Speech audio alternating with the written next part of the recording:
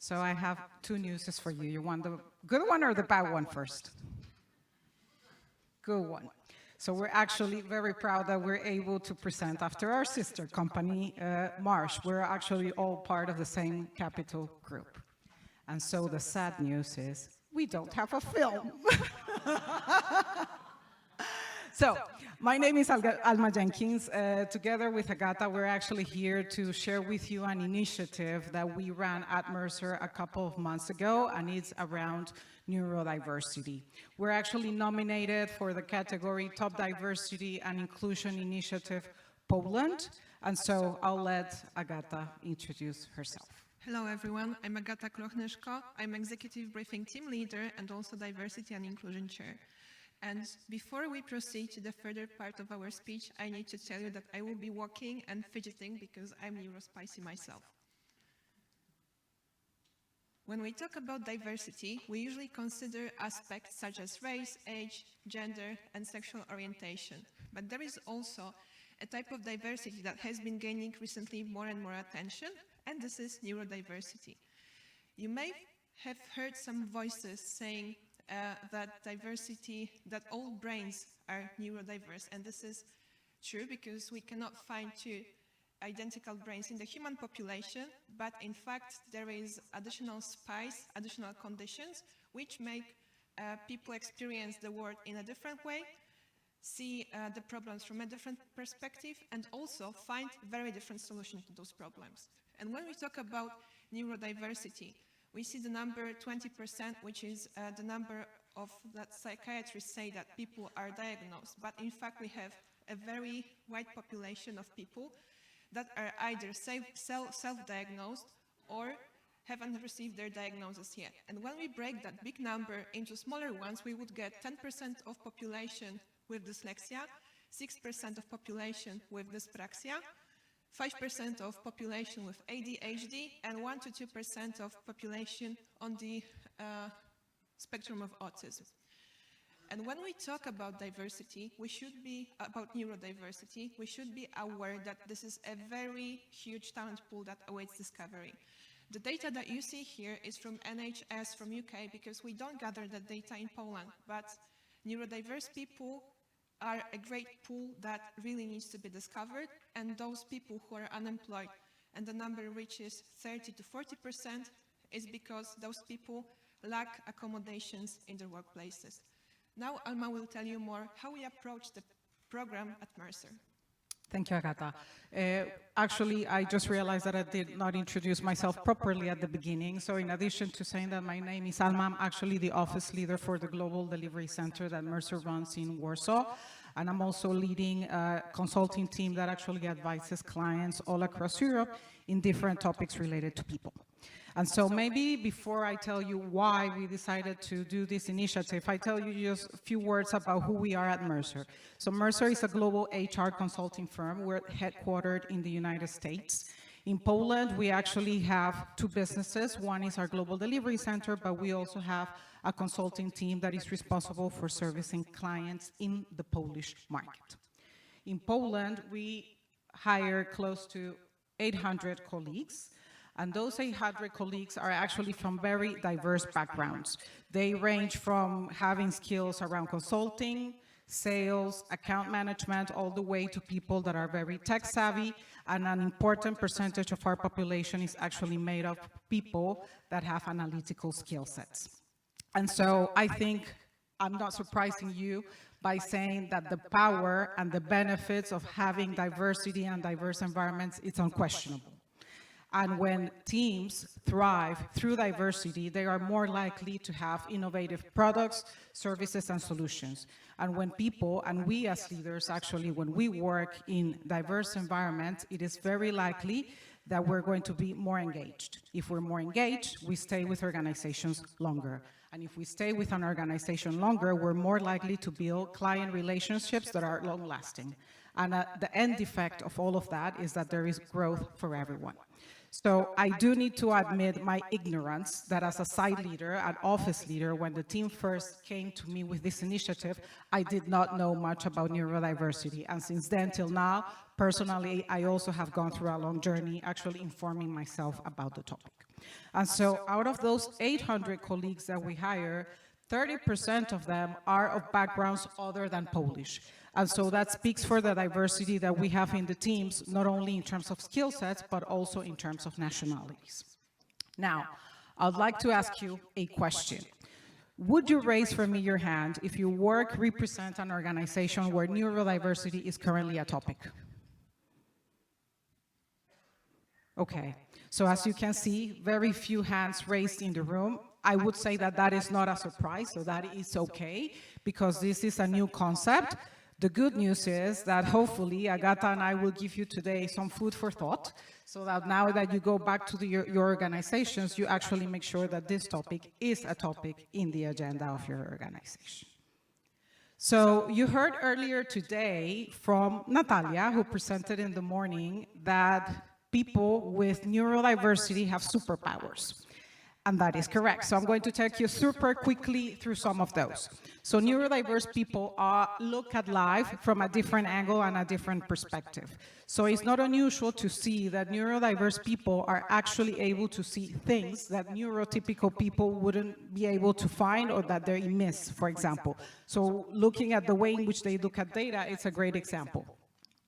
Neurodiverse people are innovative thinkers, and that is very much connected with the superpower of looking at the world from a different perspective. They are resilient. It is not unusual to see a neurodiverse person taking a little bit more risk and higher levels of risk than a person that is neurotypical. They also thrive in environments where there is a lot of change, are fast-paced, and also they feel actually, interestingly, very comfortable working with very tight deadlines and under small positive doses of stress.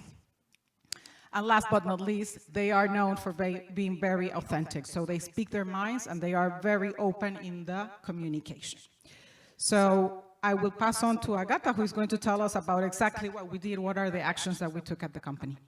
Within the program that we had, we approached different communication channels because people process information in a different way, and they prefer to gather that information in a different way. And that means that we suggested the huge range of activities, starting from sensory overload workshop, then open discussion about women who are neurodiverse in the workforce. We had a session with seasoned therapists talking about neurodiversity, and people could ask questions, get their answers. We distributed a leaflet with information among employees how, when, and what for seek for professional advice. Then we created a network of advocates, of people saying about neurodiversity, talking about the concept in the workplace, that people can have a real impact on their everyday life. And the last but not least, we went with the topic of neurodiversity beyond Mercer. That was writing an article to for our clients and then sending in our newsletter. And also this is us being here and talking about the concept before that beautiful audience. We had a cultural shift at Mercer, and this is not only, for example, reduced attrition, more engaged people, and improved communication and collaboration with the team members. We have a particular success story that we wanted to share with you today. There was a team that had many different people. One of them was underperforming, and the manager of that team found a solution, and thanks to the training that the person received, they were able to communicate with the person and to encourage them to address their needs. And the solution to underperformance of the person was not, for example, organizing additional training sessions or monitoring the work of the person in a very close way. That was introducing structured meetings and switching to written communication, which made the work of that person easier. And from the person who was underperforming, they developed to a person who was recently promoted to a higher position.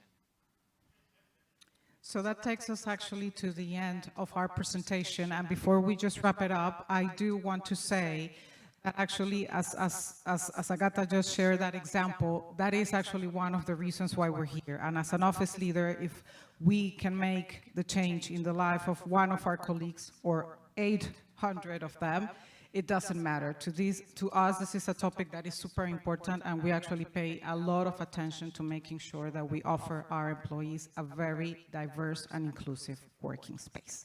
Thank you very much for listening, and actually now I think we have room for maybe 1 or 2 questions, if there are any in the room.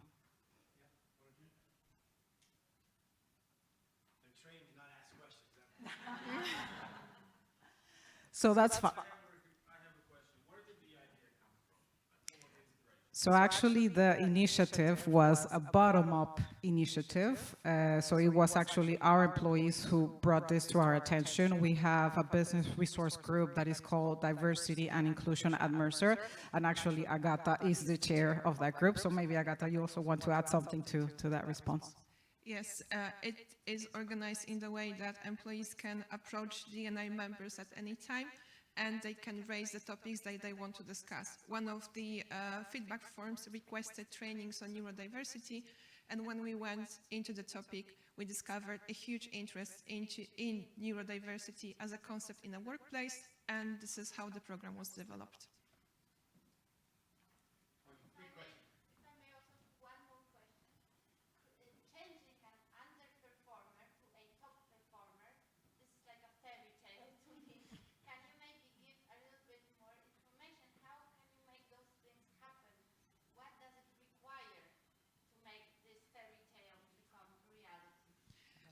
In this case, that was very honest conversations with the person, and first of all, we have very inclusive environment, so people know that they can talk openly about their needs.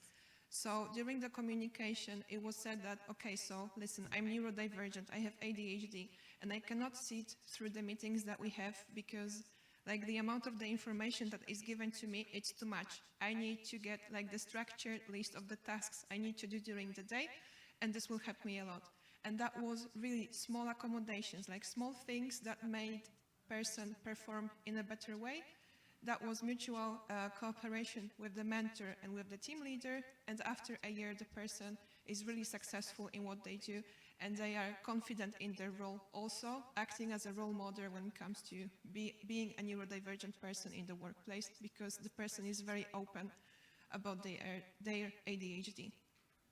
Just maybe 1 quick sentence to add to that, more maybe from a macro perspective of the entire office. As Agata pointed out, we actually have undergone a serious cultural change from that perspective. And because there is a lot more of awareness between managers and members of the teams that around us, there are neurodiverse people, and that, you know, honestly, I could be, but I'm not diagnosed. I don't know if I am. But because we're all aware of that, also the way in which we communicate and collaborate with each other are more supportive of people being able to perform better.